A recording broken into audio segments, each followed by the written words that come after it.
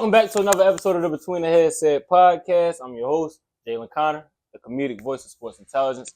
And we got a very, very special episode today. Very special episode. I'd like y'all to give a warm welcome to the first guest on the Between the Headset podcast. I'm going to let him introduce himself.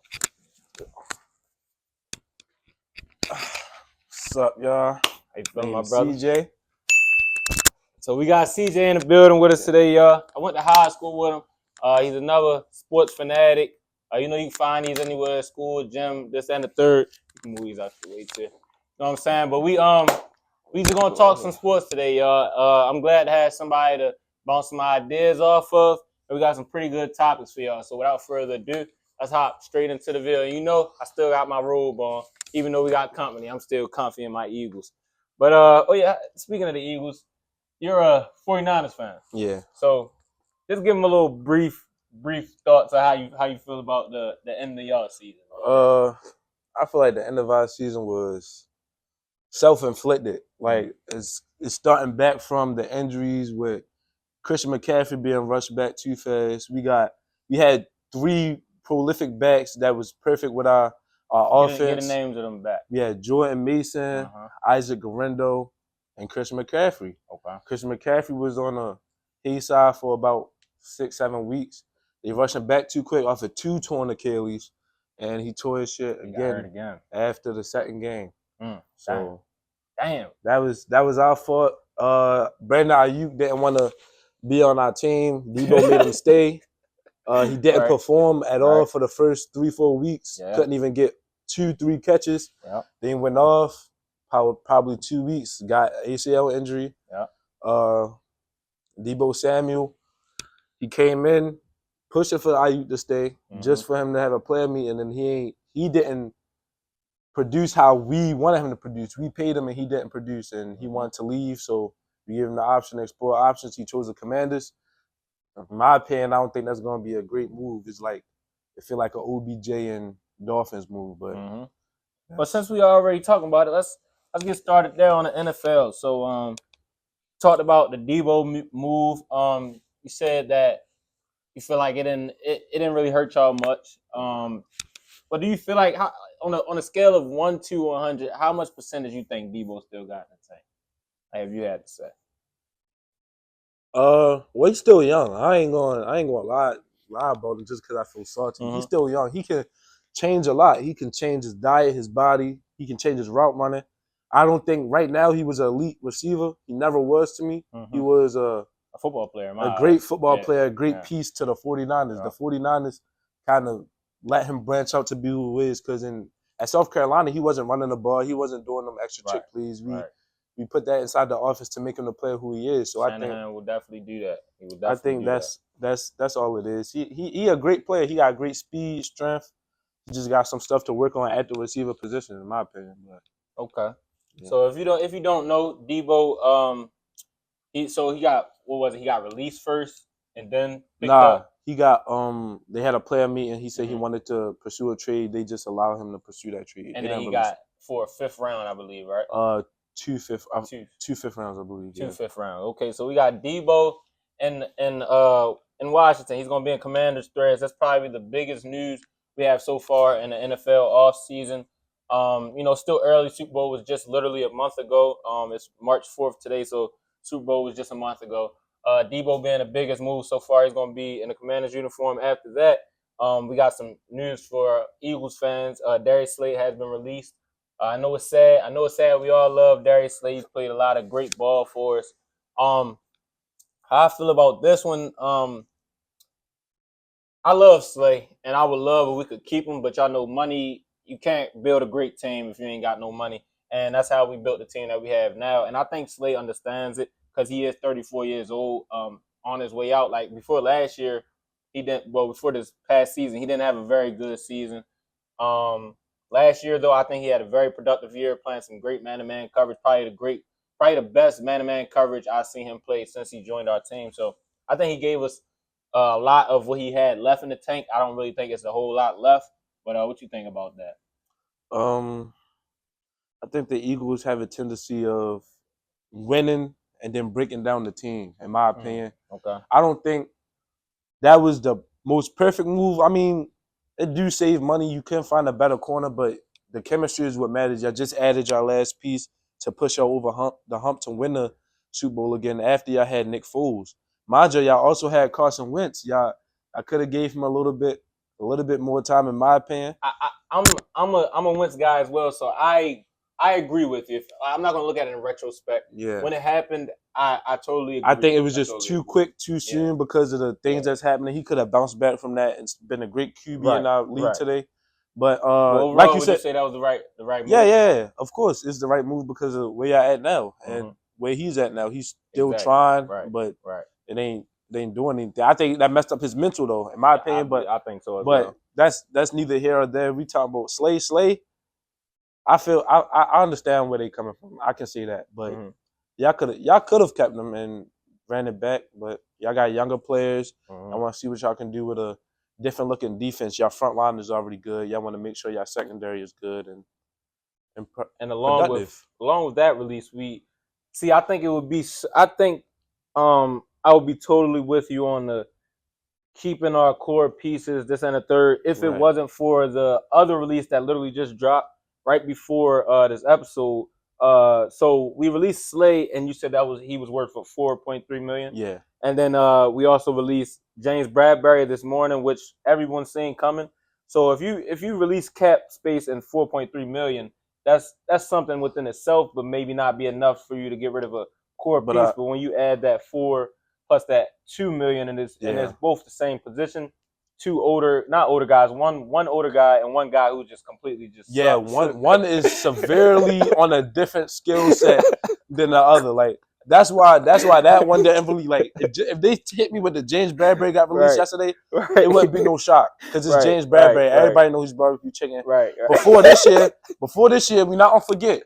CJ had a great year. CJ Gardner-Johnson was also barbecue chicken. He was also barbecue chicken though. The year he was 22 and went to the Super Bowl, he had a great year. Led the league in picks. The year after, when we let that nigga go, did we let him go? Yeah, we let him go. I think he went to where he went to Detroit. He was ass. He was bad, bro. He was ass when he came back to us. His first 3 weeks. Yeah, he was good. The first 3 weeks with us, he was. Remember when we was like first 4 games of the season, we started off 2-2. Oh yeah. Our defense was ass. The Saints bombed us all game. That nigga couldn't make a tackle to save his life. But he ended up getting it together. But you know that we ain't talking about him. But he ended up getting it together. But like I just feel like as a secondary, they got pieces now because you can't overlook Cooper DeJean, who had an amazing Super Bowl game, and Quinyon Mitchell. You can't overlook those two. They're 2 young guys on the come up. But I believe that keeping Slay for an extra year or something to mentor, even if y'all don't want to start them, to mentor Cooper DeJean and Quinyon Mitchell is a great recipe for success moving forward. And what I was saying, we might bring him back for less. Yeah. So if we can bring him back, so we let go of Bradbury for $2 million, let go of him for 4.3.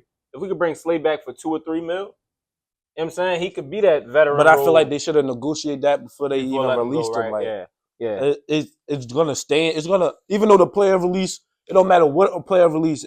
Understand this now. Whenever your team going through it and the player release that statement, don't think that he's okay with that. Like the business of it and the side of all that, he done built what he built in that city. He got to move. He got to do all this different stuff. So he's feeling salty. He's not gonna want to come back for less money. He just won y'all a Super Bowl and he's on his way out. He probably want to test his luck somewhere else. I guess we'll see. Come to the Niners though. I guess we'll see what type of guy he is, but I hope we do offer him something to come back because like you said, giving $100 million to wide receiver threes, we might as well give $6-7 million for 1 year deal. You feel me? And even like you said, even if he doesn't play, we didn't even give him that year to just be a veteran because last year he started, so he had that veteran role, but also was playing. So I think like that Udonis Haslam role.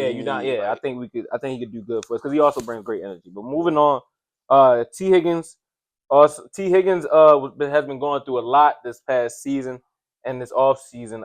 Everyone thought he would be on a move. And him and the Bengals were able to come to an agreement, I guess.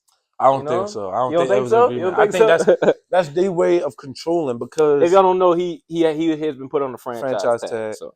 T. Higgins is a very great player. Like he just overshadowed by Jamar Chase, who's very excellent receiver. He's probably top 3 in the. In the last 5 years, he probably top 3 wide receiver. Wide Not receiver gonna lie. twos?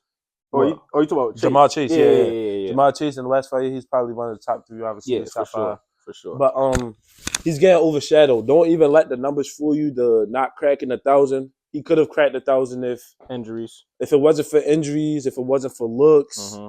Like I just feel like that's not the right fit for the Bengals if they're gonna continue to play how they play with him on the field and not make any contractual moves because the franchise tag is only for the max pay for a player for 1 year. Mm-hmm. So they don't want to give him an extension. But they're gonna let him talk to other teams and try to match it. So yeah, but like I don't think like he's been wanting to leave for a whole year. yeah, It doesn't take a whole nother year to try to put together a deal for but him. I don't think that's what I'm saying about the controlling aspect. Exactly, I think they don't just want to let him be a restricted free agent. Say, oh fuck y'all, and I go here. They want to get something out of it at least. Yeah. They don't want to let go of that So I that definitely good caliber agree, of a player. So I definitely agree that and it's their second year straight. Second year straight, right? Because he was on a chopping block last season. Yeah, but I don't think it was a non-exclusive. I think it was a different type of franchise tag. But this one allows him to talk to negotiate the teams and they can match the contract. So all right, cool. Yeah. So yeah, Higgins, I think if I'm the Bengals, I want him. In this league, you see that if you have 2 receivers, Chase Brown, I love Chase Brown, a great running back and a great quarterback, that's a recipe for success on the offensive side of the ball, which they had last year.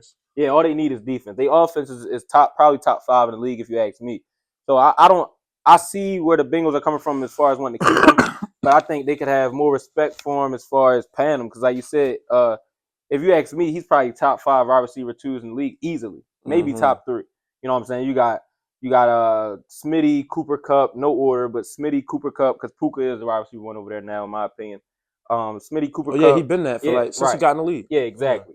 T. Higgins, and then Jalen Waddle, those type of guys. Yeah. So I think he's definitely in that conversation. And this was a down year for Jalen Waddle too. Exactly. So yeah, very down. Yeah. T. Higgins might be top 2 with Smitty and him. That's literally right. Yep. I agree. Right there. I agree. We're moving on. The last offseason move that we thought was notable. Not even a move, honestly, but whenever Aaron Rodgers' name is brought up, it's going to start ruckus. Yeah. Aaron Rodgers is definitely a household name, former multiple time winning MVP. Rodgers is definitely going to get out of New York. Well, maybe not New York per se, but definitely out of green and white this off season. But you said that you heard some news about him maybe going somewhere else. Yeah, they say he might be going to the Giants, which I think is a good move because all they're missing is a QB. They need a QB that can guide an offense and a team. People just think that the QB is an offensive mind when the QB is the leader of a whole team. Being that Aaron Rodgers is a former MVP, former Super Bowl champ, I believe that he can pull through and make it a winning season for the Giants if they get the pieces that they need around him. We saw the moves the Jets tried to make that happen. I don't think the coaching was corresponding with the players that they had at stake. So like the Jets got crazy pieces. You still got Sauce on the other side. Super crazy pieces. You got 2 people on the line over there. That's crazy. They had the whole league fearing them heading into last season, honestly, with all the names that they had. I honestly can't blame it all on Aaron Rodgers because when you look at the eye, that's eye candy for. When you look at the stats, his stats are still eye candy for a lot of QBs. Like a lot of QBs, 50% of the QBs not putting up that stat line, even with that team. Like it's still crazy. It's still crazy to see the effectiveness he has at 40. Like it's Tom Brady, Drew Brees-esque, but I feel like if they make this move and he can't get it done, it's time to hang it up. I think it's time to hang it up if he can't do anything at that time. Yeah, I think whoever signs him, it will be on a 1-year deal for sure. Yeah. But like you said, it's Rodgers.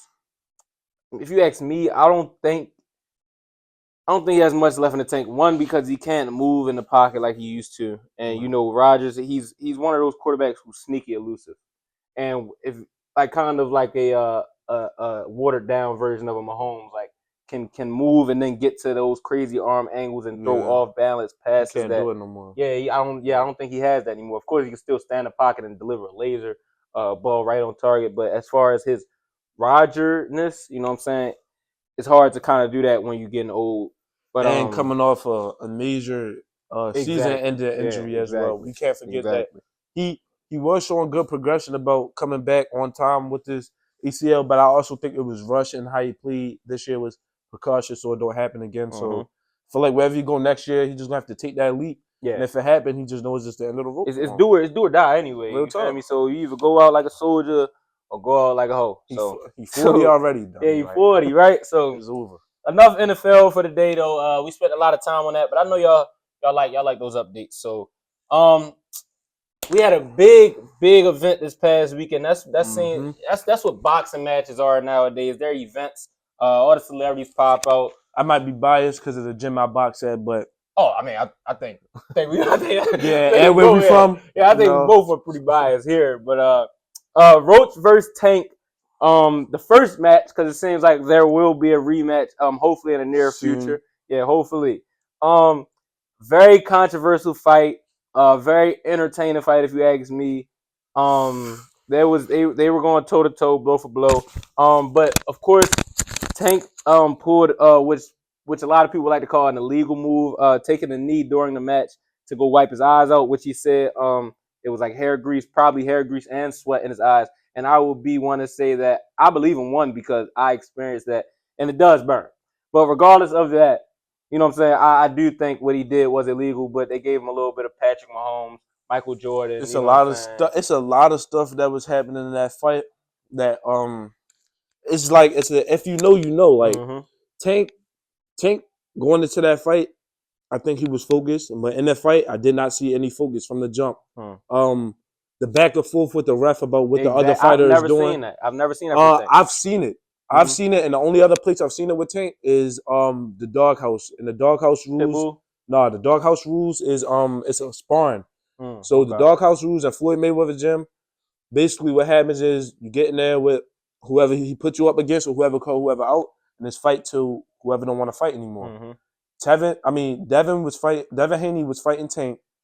In that fight, all you see is Tank keep talking to the people on the sidelines. His homeboys there, talking to people on the sidelines, talking to Floyd about certain shots and stuff, and all he got to do is worry about who's in front of him. Floyd said this in the ring many times while they're fighting. Shut up, fight. Stop worrying about that. That just when I seen that fight, it just reminded me of that because while I'm thinking shut up and fight, he getting hit with a clean shot. Yeah, that's all his clean shots happened in the clinch and when he wasn't focused.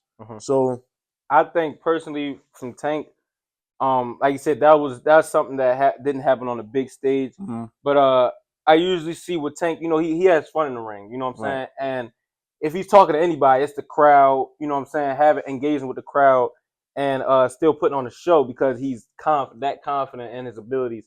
When you're talking to the ref or somebody in charge of the fight, it kind of shows that you're not really just 100% confident in your abilities because no matter what an opponent does, you know what I'm saying, if you know you got this in the bag, because Tank he's fought fighters before that have done illegal stuff, broken some rules, and he hasn't really cried to the ref, I've seen, because he's been in total domination of the fight. And we just seen a very good example of what he's talking about, the Alex Pereira fight against Jamal Hill.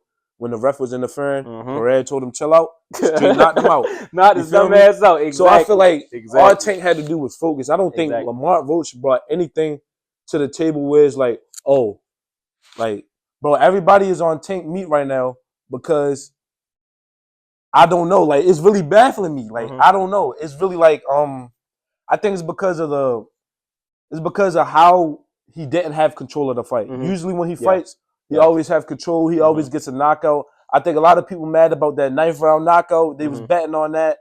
They wasn't betting on it being a draw. But if you watch boxing, I believe it should have been a draw. And he was dragging with the rules too much. Yes. When he was dragging with the rules too much, I seen that he didn't get touched by, like, it was no controversy to me. I seen exactly what happened. I seen him wipe his eye. I didn't know if it was grease or not, but I know something was in his eye. Yeah, right. And then also people are still disregarding the fact that the fight went on. Tank has no control over them not calling that knockdown. Exactly. That's the ref's fault. And Tank made the move. And the ref didn't call it. The ref was dicking if y'all saying that. The ref was dicking and y'all mad at the ref. Right. But at the same time, no matter what y'all talking about, the fight went on and Lamar Roach also took a knee.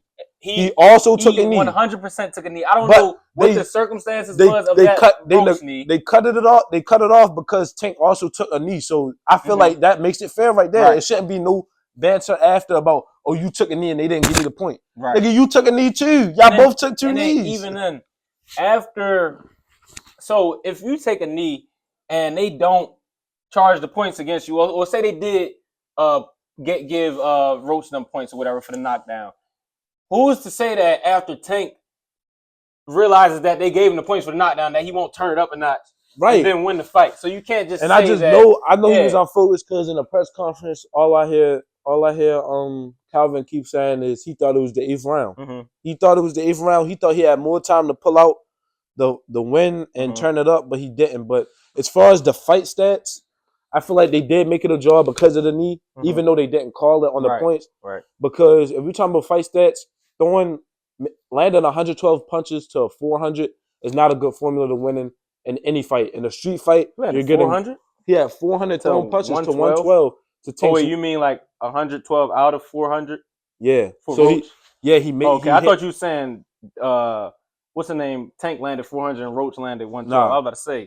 Roach landed 112 out of 400 and Tank landed 103 out of 279. So he landed 9 more punches with 121 more punches thrown. And Tank had the most power punches that they. The only thing that he had over Tank was a jab. Like, a jab is not nothing. It's to create an angle. It's to know your distance.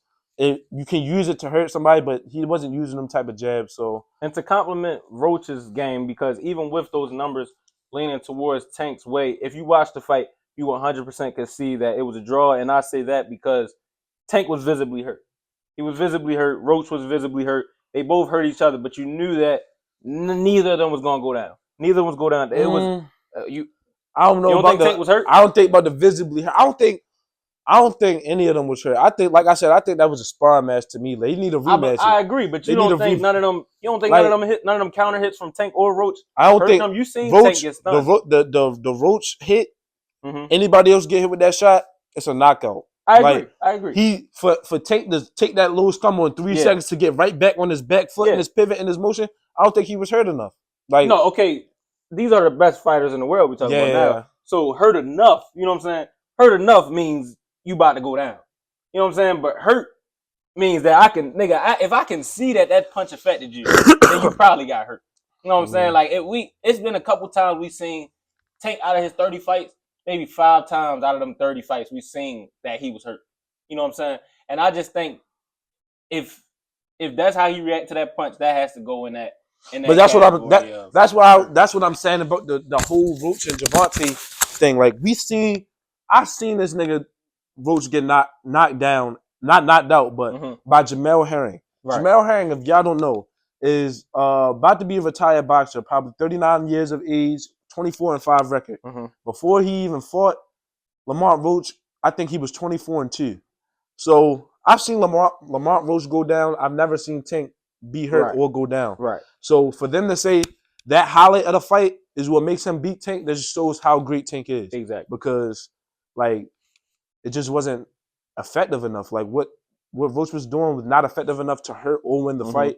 But it was effective enough to alter Gervonta task and winning the fight. But I also think that downloading data shit for Lamont Roach next fight don't need to happen. You said the downloading data? Yeah, like, they say he like to download data for the first 6 rounds and then he like to attack. Like, he's always on defense. Oh, you talking about for Tank? Yeah, for Tank. Oh, yeah. So next time he fight Roach, he already know what's happening. He don't need to do that 6 rounds. I think he should just, because Roach is, he proved that he's better than, I guess you could say, every one of Tank's fighters that he fought. And the reason I say this is another thing why I was arguing with my homeboys about. They trying to say Roach is better than Ryan Garcia. But let me tell you why I think he is better than Ryan Garcia.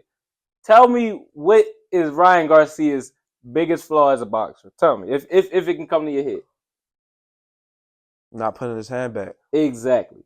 And what style of fighting was Roach using the whole fight? Southpaw. Southpaw. Yep, and shoulder rolling. Yeah. Which is the Floyd Mayweather mastered technique or whatever, which is you throw your shoulder up to protect. In that case was his left side of his face. You know what I'm saying? But he had the right hand up the whole time because Tank's strong hand is his what? It's his left hand. Exactly. But and how many times has a fighter been stunned multiple times during the fight by Tank's left hand and or knocked out? 28 times. Exactly. And Roach, I watched the whole fight. He kept that hand at his chin most of the fight, and when he didn't, he got caught.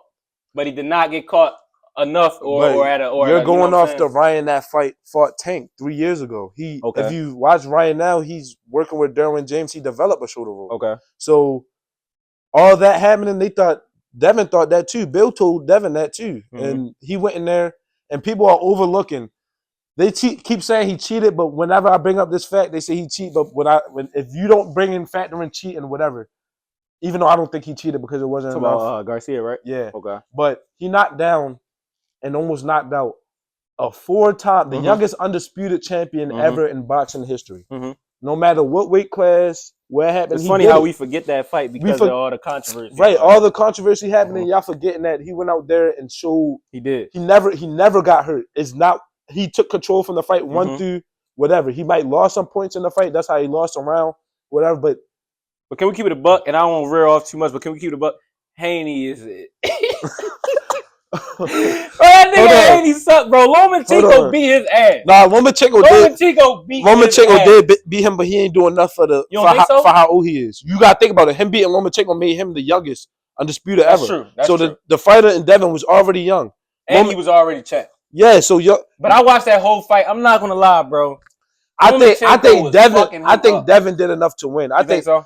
It's just the Lomachenko style. Niggas think that he getting fucked up because he do the pecker jab. When niggas don't know, the package jab head was that it don't really do that much. It's just opening up the guard a little bit so he can make the strikes. But that's why I look like he was hitting them a hell of times. But if you watch the fight, like Shakur said, when you first initially watched it, I was with him. I said, "Yo, how Lomachenko lose to Devin Haney? All this, like, he just won." But like when you rewatch it, you can see why he won. But that's still a controversial call in itself as well. Yeah. Not gonna lie. Back to the Roach versus Tank to conclude. You ain't hear about the appeal? Which fight? The Roach and I did not. What was it? So Lamont Roach took to Twitter not too long ago to say he might be a 2-time division champ because they talking about appeal the New York Boxing Commission talking about appeal of the fight because he took a knee.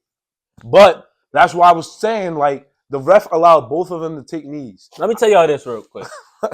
Let me tell y'all this. This is crazy, bro. Let me tell y'all this. If they appeal this fight and give Tank that loss, bro, I'm not gonna lie, I'd probably be done watching boxing. Only because, bro, like you can't do that because like I said earlier, you ain't no telling if they would have took the point from the nigga that he don't turn that bitch up a notch and knock this nigga out. You feel me? So that's not ethical. That's not ethical at all. You can't do this. And it's also the champ we talking about. We cannot do this to the champ. He did not. He ain't do enough to make him look like.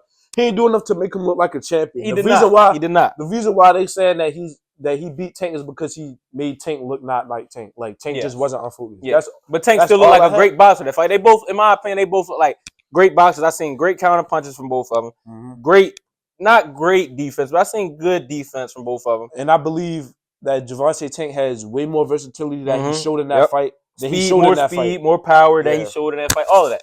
And I think what Tank needs to work on is.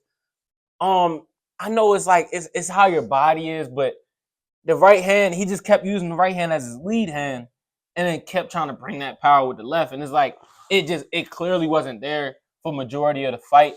And I would like to see him like kind of mix up his feints, maybe combos to try to open up opportunities. Not open up opportunities for the left, but maybe make more impactful punches with the right.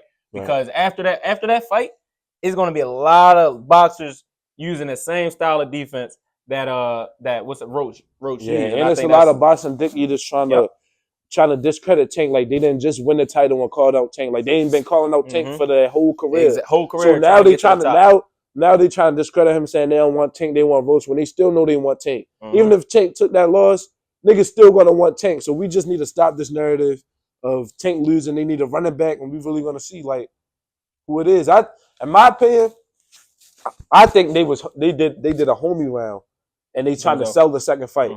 That's what I think because there's no way like that's not the Tank that we're used to seeing. Like It's just too much stuff that I was think happening. that's discrediting Roach when you say that, because like he fought a great fight. Fought a great fight. Like, and Tank was still trying to get to his left. And then you gotta see how they was talking too after every round. We see Tank probably chat and say some shit after a nigga catch him with a good shot, but like it's after every round that he done had way more beef with niggas than Roach going into the ring. So I think it's like that was a sparring session to me. Yeah, it wasn't a lot of. I will say it probably wasn't a lot of anger behind those punches or even the fight in general. Of course, he's trying to win the fight. Probably he might have even still been trying to knock him out, but it's a different type of walkout fucked him up. That fucked him all the way up. That fucked him all the way up. That Jim Who the Jones fuck? First off, it's Baltimore versus DC. First off, fuck Jim Jones. Nobody fucks with Jim Jones. Bro, he only doing that shit because of the Chrome Heart shit, and I seen right through that, bro. Nigga had the Chrome Heart undergarments under his shorts and everything, and Jim Jones came out full Chrome Heart out. He just like that Chrome Heart influence. You need to stop. That shit fucked you up. And he was in New York, so I guess he tried to rep New York. But first off, any real nigga from New York. No, Jim Jones. Jim Jones, bitch ass is from the suburbs in Harlem. He's not from Brooklyn or none of that. Right. Yeah, bluffing ass nigga that just fucked up his whole mojo. You feel me? I agree. And Baltimore versus DC, I think he should have definitely Roddy Rax, Chaz, Tech. You know what I'm saying? Like Tech put up 70K. What the fuck? Roach got the memo. He came out with no savage. You feel me? He got the memo. God, bro. You know what I'm saying? So Tank should have definitely came out of Baltimore. Let's move on for that nigga. Yeah. Tank, I can't wait for you to bounce back, brother, and I hope they don't do that. They said he might do a rematch of Madoff. That's what I've been hearing. Yeah. Hopefully, that's a short turnaround, but it's the same fighter, so yeah, hopefully that's why I say you think all you need is a month. Yeah. Well, moving on to we're gonna switch up the format a little bit, and I know today is a longer video, but whenever we have guests, it's probably gonna be long because I want it to be like this. I want to really get thoughts out and bounce off each other. So, moving on, we're gonna go before our you remember one segment. We're gonna go straight into the Lakers, because they have snuck up to the number 2 seed in the West, and if you know the West, it's very hard. It's very competitive. It's very hard. It's been hard forever.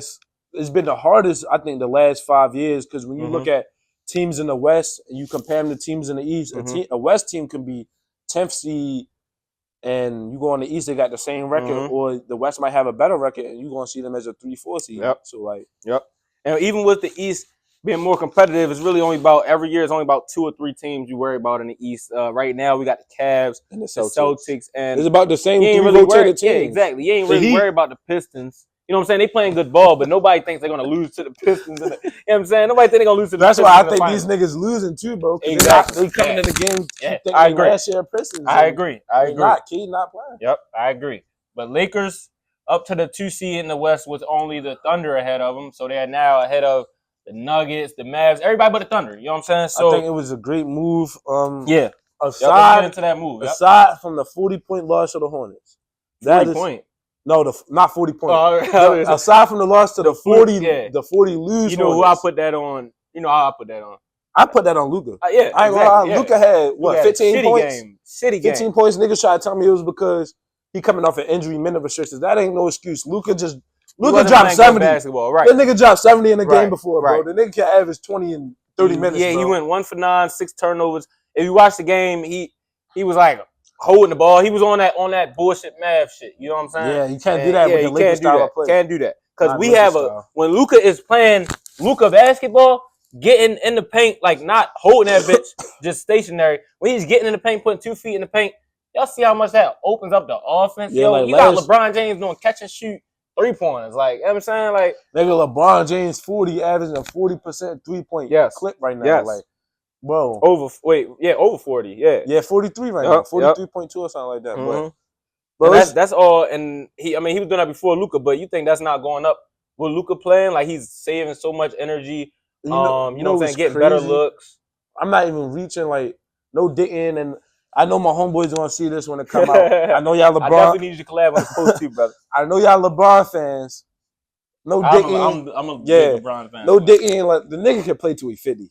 I agree. Like, I feel like when the nigga retire, it's not gonna be a matter of what he didn't do. It's what more could this nigga have done. What more could he do? Exactly. Like, by the time he retires, he's probably. I think they get a ring this year. So if they do get a ring this year, he might retire with 6. Y'all might get. Y'all might get a ring this year. I'm not gonna lie. I got the pieces minus the center. Like, the center is a crazy big league still. The Thunder got 2 of them too. Yeah, they got 2 of them. Not only 2, they have a stretch five. A stretch, right? A stretch and a five. dominant paint guy. It's going to be crazy series if they go against them. But the series I'm looking forward to, going on to the next topic, is the Warriors and the Lakers. Let's get into it. Jimmy G. No, not Jimmy G. Jimmy Butler. Jimmy B. Jimmy Buckets. He just, even though he's not performing how a lot of people are expecting him, he the last 2 games he did have a 5 and a 3-point game. Mm-hmm. I think his energy and his IQ on the court. Was it a win or an L in them games? It was a W. Exactly. Yeah. Exactly.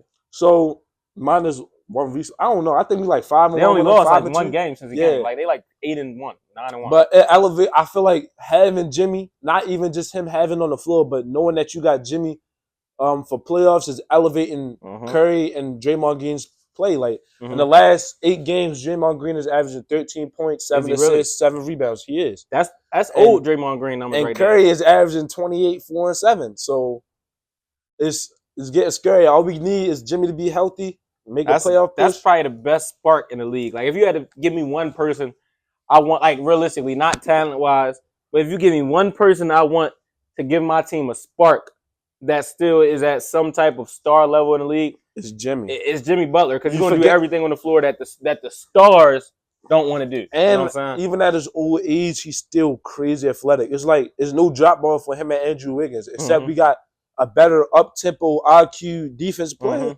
in Jimmy Butler. So I feel like that trade was great. A lot of people didn't like the trade, but I feel like I was one of them people who were. I definitely like the trade. You were thinking how is Curry and Jimmy B gonna mesh with their play style? Yeah, because it's but that's the thing. But they're the perfect yin and yang. Exactly. Because if you think Jimmy about B, it, the drive. That's just who Jimmy Butler is. Andre Iguodala all over again.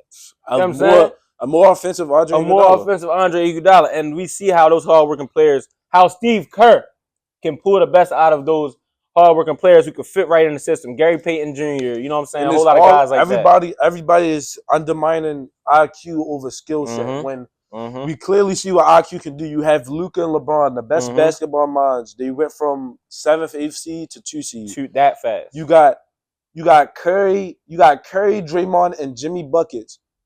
Before Jimmy drawing Buckets, up plays. We was what, 11th, 12th seed? Down what, 5 games? Yeah, like 5 games under 500. I meant like something like that. Now we're what, 6? 5 games above. Yeah, 5 or 6 above 500. We see 6 right now. Yep. So it's gonna be a very good playoff push, a very good end of the season. I believe we need some changes in the offseason. Like before Jimmy B got on the roster, it was like, who is these people? We have Pat Spencer. Yeah. Getting minutes. Yeah. Pat He's a lacrosse player, plays lacrosse, man. He's a lacrosse player. Don't knock lacrosse. Niggas know I played lacrosse in college. Right. This, but this nigga ain't in the NBA. I'm not. I'm not in no NBA, bro. And this nigga wear number 61, yo. Bro, 61. The nigga ain't dropped over 15 points yet, bro. Yeah. Like, what's going on, Warriors? Like, come on. They gotta spend some fucking money. That's what they gotta do. Bro, niggas got Sharif Cooper over there hooping with Hong Kong Tigers. Who is Curry's backup? Why not get a Sharif? Pods. they got Pods, bro. That nigga Pods, so he play hard though. I ain't like he be catching me sometimes. Like I'd be like, yo, this nigga Pods play. This nigga drop 29. Hold up. Right. Sometimes, right. Exactly. I mean, when you play hard like him, you're gonna get a couple 20+ games. You know what I'm saying? But I like Pods from that standpoint because at least you know what effort you're gonna get from him every night. But great roster reconstruction by the Lakers. Great roster reconstruction by the Warriors. I think those 2 pieces they got really brought it all together, especially with both squads being healthy as well right now.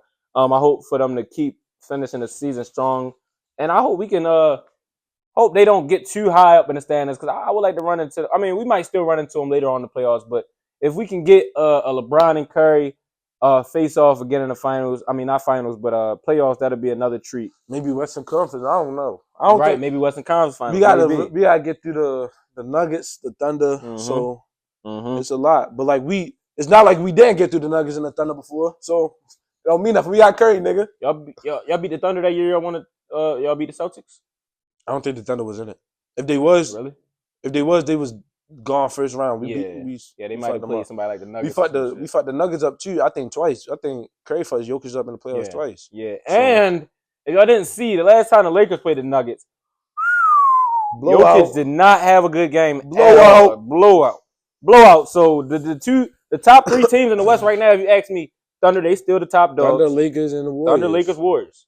So we're gonna see who can come out victorious in the West. But I ain't gonna lie, the Celtics top 3 teams is contenders for the finals too. Like you can't forget the Celtics did just come off of finals. Oh yeah, the Celtics are they probably. I don't know if they win the East though. I think they do. I think they do. Got Spider. I think did you just see what Spider did? I did. 41 and 37. They both combined for 78 points. They came back 20. You know why I think they're gonna beat them though?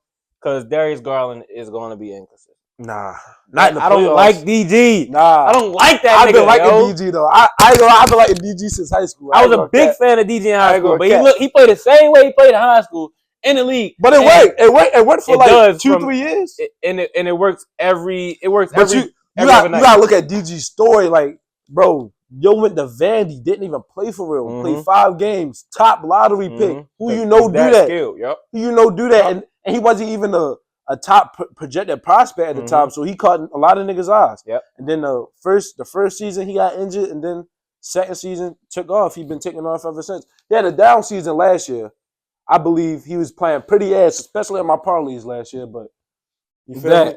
That's why. Don't put that nigga on your parlay, bro. Yeah. Me betting on this nigga really made me dislike this nigga. Paul George. Oh yeah, they should know that one. That nigga Paul George is done. Nigga. But don't put that nigga DJ in your parlay because he is an every other nighter ass nigga. He will go 1 for 10. He will go 1 for 10. He will. But he'll give you 7 dimes and maybe 5 turnovers. I'm saying so. DG's high is very high. His low can get low.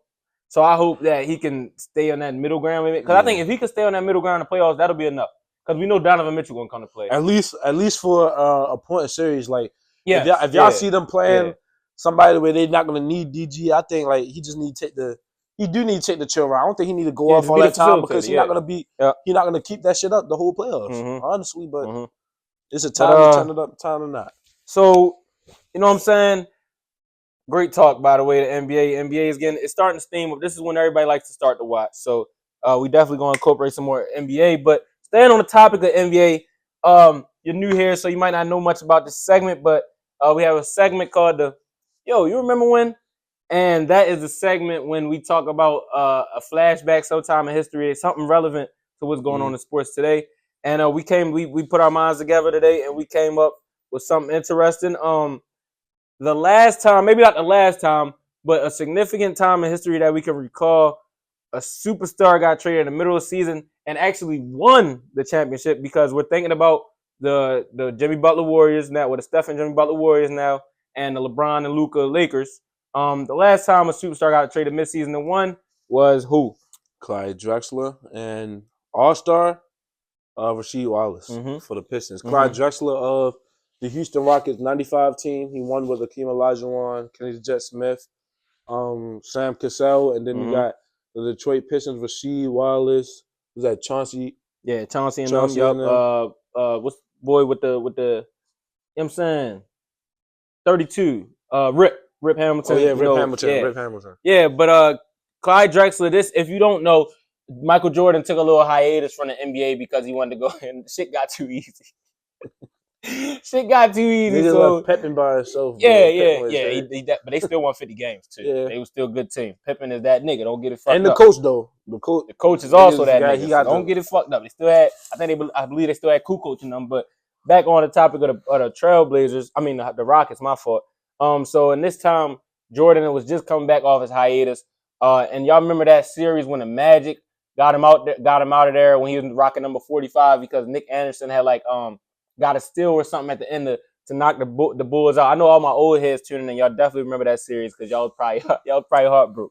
But that same season, the Orlando Magic proceeded to get to the finals in which they met the Clyde Drexler and Hakeem Olajuwon and them Rockets, and they got swept. Yes, a Shaq and Penny team got swept by a Rockets team that really kind of matches up well. Would you say? Yeah, I believe it was a 2v2. I believe it was Clyde Drexler versus Penny and Hakeem versus Shaq. And rightfully so. They just won the TV too. Like you Yep. talk about the skill set of both of those players. Penny has a very good upside. Penny was young. He was very young. Shaq was young too. Hakeem was experienced. Hakeem Clyde was experienced. Hakeem was experienced and very skilled and still very effective. Clyde was experienced. I think he was on the team. No, he wasn't on that team before. I'm thinking of Terry Rashid. No, I'm thinking of Rashid. Okay. Rashid was on the Pistons, and then they traded him, and then he went back on the Pistons. Okay. So, but yeah, I think matched up against Clyde Drexler and Penny Hardaway, Clyde gonna win every time. It's the defense. You think so? Yeah, well, his defense was defense, and he got that sneaky athletic bounce too. You think if Penny would have ultimately reached his full potential, you think he would be better than Clyde Drexler? Because Penny was definitely one of the ones, but he got injured young. You know what I'm saying? He didn't really get to see everything that we thought he would be. I can't say it's a what if. Like I can't really say because I don't want to disregard nothing Clyde did. So you think Clyde is more skilled than Penny as an offensive player? I think Penny had more sauce moves, like more creative moves. But if you're just talking about straight fundamental and skill, yeah, I give it to Clyde. He knew how to get to his spots. He knew what side to attack. He studied the game very well. That's one thing I would say. He probably had very good scouting report because it's like every person he played, he had something different for them. And he had a Jordan-esque type of offensive bag as well too. Yeah. We know how. That's why I said get to a spot, stuff like that. He could do anything he wanted. Yeah, we know how productive having a quick step and being able to knock down the mid-range back then, how productive you could be as a basketball player, averaging around 20 for his career. He still stayed above 20 on the Rockets during that championship season. So ultimately, that duo of him and Hakeem ended up to work well. And I think that's what he's hoping Jimmy and Steph can do. And I'm hoping that's what Luka and LeBron can do this year. And our two situations are a little different because Jimmy actually didn't he wanted to leave. Jimmy didn't want to be on the Heat anymore because of, I guess, the culture of it. He didn't think they were gonna be a winning team. I mean, which is rightfully so. He can say that in his space. I ain't like a lot of people giving him backlash over it when the last time you even seen the Heat in the finals was because of Jimmy B. Yep. And before that, it was LeBron. So you haven't seen Heat in the finals consistently since 2013, and Jimmy was bringing them there every single time, no matter what y'all talking about. Hero is taking off this year in the last 2 years. So it was Jimmy. It was Jimmy. Like he was out there guarding LeBron, playing 48 minutes a game, putting up 30 a game. What else can you ask from a player? So he was rightfully so to say he didn't think they was going in the winning direction when he seen the winning direction team. And y'all know the Lakers situation. That was absolutely crazy. I've never seen nothing like that in my life. Letting go of your franchise player in his prime. And both players are still salty about it. Like both of them, I agree. Both of them still. I agree. When the situation come around, even weeks later, now AD saying he don't think it was out of the blue no way. He think people had something to do with it. Luka don't like the GM. It's a lot of stuff that goes into it still. I think for AD, he's going to probably forever have that salty taste, especially if the Lakers do win the championship this year. Because I bet he believes that he could have done that with LeBron again. He's already done it. And with Luka, it's just going to be a salty taste because this is a team that drafted you. You literally just took him to the finals last year. So every successful move Luka's going to do, he's probably going to be looking at the Mavs like that ex that he really loved, you know what I'm saying? But it just didn't work out right. And it's like you just don't forget that. Every time you do something well, you look back at that ex like, yeah, bitch, I told you. And then it's like at first it was like when the trade first happened, everybody was saying the Mavs won. And then AD happened. And AD gonna keep happening fast. AD gonna keep happening every year. So it's gonna keep happening. I hate that AD disrespect, nigga. He gave us a couple of years, bro. He gave y'all 2020 in the bubble, bro. He been healthy the past 3 seasons. But then the injured when y'all need him. When? The offs? He was injured last year? Nigga was injured, what, like 2-3 games? Might have been. Bro, he always... This nigga get hurt so much. It's like... Bro, it's like... Nigga really I don't knock AD because AD probably the greatest skill set power forward that the league has seen. Because before... Probably top 3 two-way players in the league, too, honestly. Yeah, but the league before mantra of a power forward was who? Tim Duncan? Say it again? The mantra, like, that they wanted to build a power forward around power forward around was Tim Duncan. So I think Bam is cut from that AD cloth. AD talking still got down on that. who? AD or Bam? No. Bam. Okay. Bam Okay. don't got that offensive buzz that AD got. AD Right, been right. like he been wired like this for a minute. Like Yeah. you can't teach what he's doing. Like Bam Adebayo would have to go through a little bit of skill set workouts and shit to come back next season and average 28 anytime. Yeah, because Bam is still not even looked at as the first option, and AD, I Hell don't think no. he's never been on a team where it's like we don't want to get this nigga the ball before anybody else. Even on the On the LeBron, Lakers, exactly. a LeBron team, the Exactly. nigga's the first option, bro. Yeah. So like, it's not the same with him. The only downfall to Anthony Davis is his injuries, bro. And that's been a downfall of many bigs. Like DeMarcus Cousins was on pace to be the greatest. That nigga was the first Embiid. He was the first Embiid. Bro, if DeMarcus Cousins was not injured, bro, the Pelicans would have already had a chip, bro. I think so. Honestly. He was that dominant? I'm not going to lie. You got to see the team they had, bro. AD, they had Drew. Boogie, Drew. Oh, they had God. Drew at the one. Eric Gordon still, Boogie. maybe? Eric Gordon, I think he was on the Rockets by that time. Okay. But they still had who? I think they had Buddy. They had one more person. They had Buddy. Hell no. They did. They drafted Buddy, bro. They drafted Buddy at that time? Bro, yes. Buddy got drafted, 2016, 2017? Yeah. Yeah. They had Buddy. Buddy was they had a two-way guard who can get you 20 points a game on Drew. They had a prolific shooter in Buddy Hill. Even though this year he's doing some he making me mad because the first 10 games he was averaging 20, then he'll drop 8 I agree. I agree. But like we can't disregard his shooting. Like since he got in the league, he passed Curry since most threes in 2016. And niggas is overlooking it because he dropping 12 points. But his 12 points a game is all threes. All threes, literally. So that like, nigga, he the king of little rebounds that bounce out, picking that bitch up, just letting it go. Little loose ball, just pick that bitch up, let it. That's all he do. Like he always just ready to shoot. That's why that nigga averaged so much in college. They had a great did he? Oklahoma niggas forgetting about Oklahoma, bro. Before it was a Trae Young, there was a Buddy Hill, bro.